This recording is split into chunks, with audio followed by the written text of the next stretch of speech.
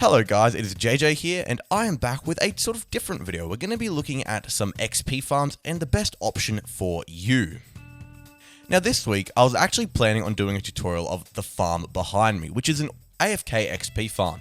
It uses smelting cactuses with bamboo to generate XP in a furnace like this, and then you can just flick the lever and grab out, say, one cactus dye when it gets put there.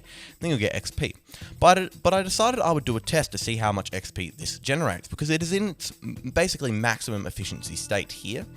And I found that it generates roughly 10 XP levels per hour. And I thought to myself, now Jax, that's a pretty good farm, pretty good XP outage compared to all of the other farms. It's about average. But if someone was looking for an instant XP farm where you get loads quickly, this isn't the best for them, and how would they know that this is the right option for them?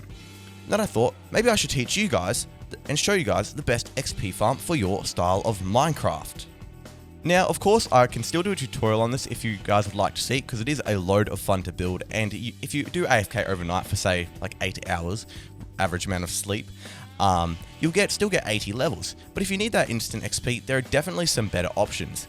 Now, the best option, of course, will involve killing the Ender Dragon to get access to the end, but there are some earlier game options and some mid-game options that are just as good. Well, close to just as good. The Enderman Farm is unbeatable when it comes to XP outage, but we'll look at that later. Let's start off with some starting game farms. Now, the first option for your very early game, if you want to just enchant a bit of your armor or maybe your pickaxe, is just going out and mining. You can see here, I've started off with 0 levels, and after mining a little bit of coal, a little bit of emeralds, just some of the average stuff you might find, some redstone, and even some diamonds, I'm gaining quite a few levels. Now, this isn't enough to fully deck out your enchantments, but it is enough to get you started on your enchanting journey. So remember, even if you don't need the coal, but you need XP, make sure to mine it. Now, if I just clear my XP again, reset jjaaxxthelegend, and hop into survival, another great way to get XP early game is to just grab a bunch of animals and put them into a fenced area and breed them like this, and then come through a sword and just chop them up. Now, of course, you want to make sure you don't kill all of them, so the safest way to do this would be with an axe, but you can see I'm not actually hitting the babies too often, and I am getting a good amount of XP, and as well as that, I'm getting food, so it's like a 2-for-1 deal. But once I get to about this amount here, I want to stop just to be safe, and then I'm going to start breeding them again, and then get that load in there. And of course, you can make this pen bigger, and you can go through with an axe to make sure you don't kill too many, but this is a pretty safe option as well. Now, we just had the cow farm example where we got XP from killing the mobs. Now, we can actually get XP from either smelting that steak or smelting potatoes. Now, different items do give out different XP levels from grabbing them out of a furnace, but potatoes or foods are great because that means you also get a food source. And you can see just by grabbing out all of these potatoes here, now there are a lot here, you don't have to go this many, but I'm getting loads of XP. Now, again, this isn't enough to fully enchant your armor, but it is a good start. And of course, we can expand onto this later, like, for example, what we did back there with the furnaces. But there's also other ways we can do that, but we will be looking at those a bit later on in the video. Now, those are some of my favorite early game options. Now we're moving on to the mid-game options. Now, these ones are actually going to become farms. So we're going to have things like the cave spider farm, the mob like zombie farm, skeleton farm, and towards the end of the mid-game section, something like the blaze farm. But let's go and have a look at those. Now, like I said before, we can expand on the sort of basis that you can smelt things to get XP. Now, here we have a potato farm, an automatic one, using some villagers, and you can see it's made quite a few potatoes already. Now, by simply hooking this up to an auto smelter, which all you have to do is just dig out a little bit of space here, grab a hopper and a furnace, like this, and feed this into the back of the furnace. Feed this into the top of the furnace, pardon, like this. We can start to put potatoes in the top of the furnace automatically. Then going into the side of it or the back, we can place another thing with some coal or some sort of fuel, and we have an automatic smelter. Then we lead this into a chest, of course. And whenever we want to get our XP, we grab out a lever and we place it on here and we lock this. Now, this will lock the hoppers around it, and we'll be able to grab one potato out of it, giving our XP. Here we have a basic spider farm. Let me just go into spectator mode so we can have a look at what's behind this. So we have a bubble column to move the spiders up, and we just have a spider spawner in here like there. Then of course we just have an AFK chamber there and the killing area here. Now I've done a tutorial on this. This is actually one of my most viewed tutorials, so make sure to go check it out if you want a spider farm. This is a great way to get XP.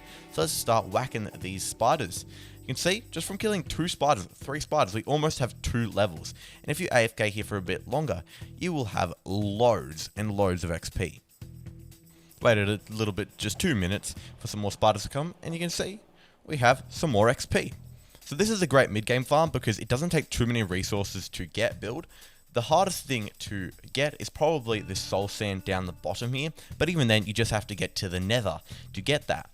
But say you can't get any of that soul sand. Let's have a look at a zombie or skeleton farm. These ones are super simple to build. So here we have a simple skeleton farm. Now this is actually on my Cavecraft series. Make sure to go check that out. And it's super simple. It is just a water source pushing skeletons from a skeleton spawner down into a killing chamber. And you can see I'm getting a decent amount of XP from this. Let's actually tunnel up inside of this farm and have a look at it. Now if I just peek through here, the skeletons down there are shooting at me.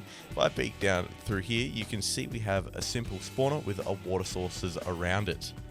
Yes, I can't go in there too much, but let's go and have a look at a variation of this sort of farm.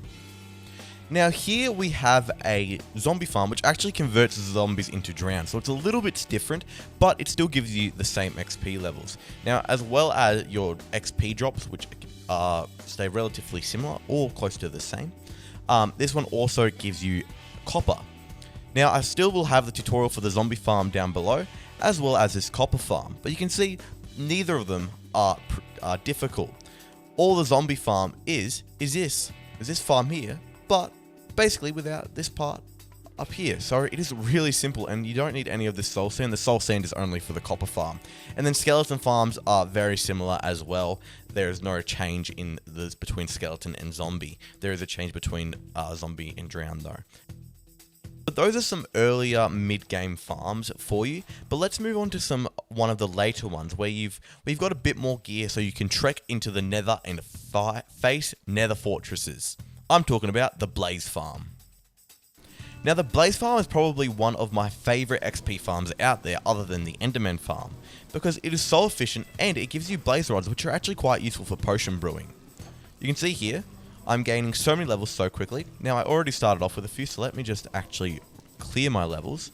So let's set jjaaxxthelegend levels to 0 levels and 0 points, so we start from the very start. And then we can kill a few of these blazes like this. You can see we're gaining levels so quick, and it's pretty easy to make. It does take a few difficult resources to get, like slime, but it overall isn't the hardest. Let's go into spectator mode to have a look at this. So basically, as the blazes spawn, let's go back into creative, not survival, that was awfully scary. As the blazes spawn, they fall onto this platform, and after a short amount of time, this flying machine will fly across, pushing them into either one of these holes. Now of course, a tutorial for this will be in the description down below. Now the hardest material to get here is probably this slime. Now you don't need to use obsidian along these edges here. Any immovable block will do, but I used obsidian there because I thought it looked pretty cool. Of course, you need to use a blaze spawner. These are found in nether fortresses, as you can see. I've got my nether fortress here, and they're actually pretty common. I found 2 next to each other, so I could have combined these to make one awesome huge blaze farm, but I decided to go with one and break the other one. But of course, you can see that it's flying across now and pushing those blazes into the holes for us to kill down the bottom. And now it is time for our 2 late game farms. Now this Enderman farm here is definitely a late game farm. I'm also going to be mentioning another one, which you can do mid game, but it is much harder. But let's have a look at this Enderman farm. This one is absolutely crazy. So there is a little bit of XP left over there from when I was killing them before, so we're going to be picking that up. But if I just walk in here and whack them once, you can see my XP goes up like crazy. Now it is very noisy. And honestly, once you have defeated the Ender Dragon, this isn't the hardest farm to build. Yes, you're building on top of the void, but the mechanics of it are really simple. Let's just wait for XP to finish going up. Okay, there we go. And then we can hop into creative and fly up. So all this is just one big platform far away from the island, so the spawn rates over there don't affect this, with a endermite in the middle. Now a few of these endermen aren't angered just yet, but they will eventually, and they will fall down for us to kill at the bottom. So this is arguably the best XP farm, and it's really simple to build, so I definitely suggest fighting the Ender Dragon as soon as possible so you can get this XP farm, even if you fight the Ender Dragon with iron armor and die a few times. Of course, on a hardcore world that would not be ideal, so but on a regular world, fighting the Ender Dragon with some iron armor is definitely worth it because you get all this XP. But let's have a look at one more honorable mention for a great late game XP farm. Now this farm right here is a huge farm, but it is an amazing XP farm. Now I haven't actually measured it, but it's definitely close to the XP output of an Enderman farm, and it might actually be more. But because it is such a big farm, you can build it mid-game if you have loads of resources, but it is much easier if you have things like elytras and shulkers to carry your stuff around, because you have to completely drain out a guardian temple. This here is a guardian farm. So basically, we have spawning chambers for the guardians, then they get pushed up to the top and then pushed across some ice and drop down this chamber. This here is on my Patreon world. Make sure to go check out my Patreon. The link for that will be in the description down below, and you can join this world right here and play with some of the epic patrons and me and Wild. This here was built by Andre and then decorated by some of the other patrons. So to recap, for our earlier game farms, we have our smelting, our mining for the XP, and killing the mobs. Now these aren't actually farms in general, but these are great ways of getting XP early game. Then for mid game, we have things like our potato smelting automation, our mob farms like the skeleton, drowned, and spider, and cave spider, and those sort of variants. And then for late game, my favorite, the Enderman Farm and the Guardian Farm. Now there are loads of other different XP farms, but these have been a few of my favorite ones. So on that note, that's going to be the end of this video, guys. I hope you guys enjoyed. Please leave a like, comment, and remember to subscribe if you're new, and I'll see you guys later. And remember, stay carbonated.